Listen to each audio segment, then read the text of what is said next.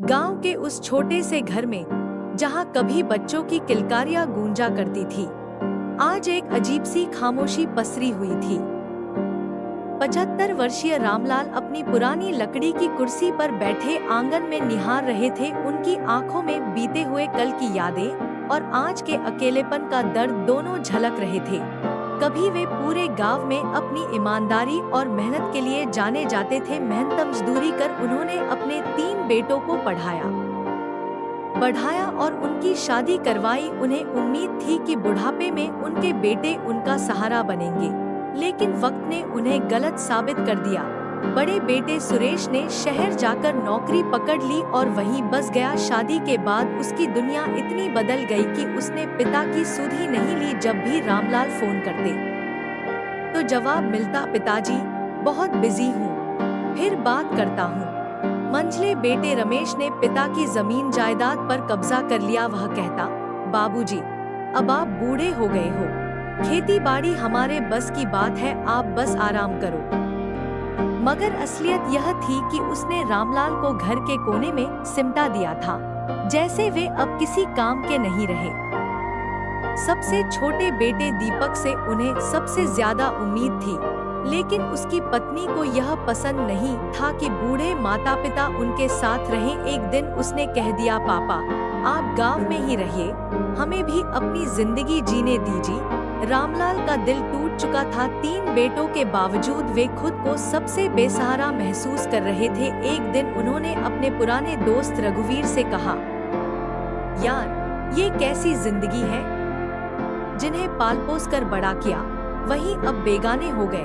रघुवीर ने लंबी सांस ली और बोले, रामलाल यही तो आज का सच है। जब तक इंसान कमाने लायक होता है सब उसके साथ होते हैं, लेकिन बुढ़ापे में इंसान बोझ बन जाता है।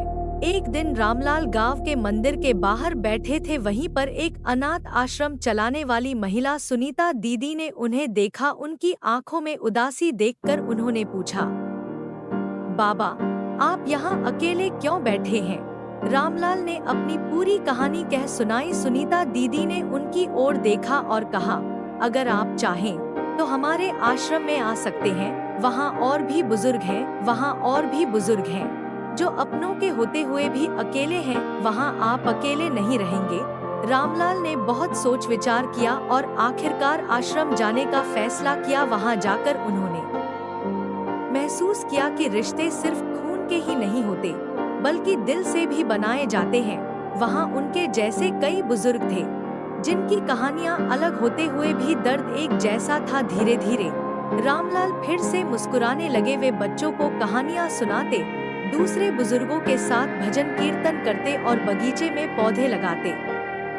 कुछ महीनों बाद जब सुरेश, रमेश और दीपक को पता चला कि उनके पिता आश्रम में रह रहे हैं, तो वे उन्हें वापस लाने आए। लेकिन रामलाल ने साफ कह दिया, तुम्हें अब मेरी जरूरत नहीं, मुझे भी तुम्हारी जरूरत नहीं। मैंने यहाँ अपना परिवार बना लिया है जो मेरी कदर करता है। उनकी बात सुनकर तीनों बेटे शर्मिंदा हो गए, लेकिन अब बहुत देर हो चुकी थी। सीख, बुढ़ापे में सबसे बड़ा दर्द अपनों का पराया हो जाना है। माता पिता पूरी जिंदगी अपने बच्चों के लिए कुर्बान कर देते हैं, लेकिन कई बार वही बच्चे उन्हें अकेला छोड़ देते हैं। हमें समझना चाहिए कि बुजुर्ग कोई बोझ नहीं होते, बल्कि हमारे जीवन के आधार होते हैं। अगर हम आज उनके साथ खड़े रहेंगे, तो कल हमारी आने वाली पीढ़ी भी यही सीखेगी।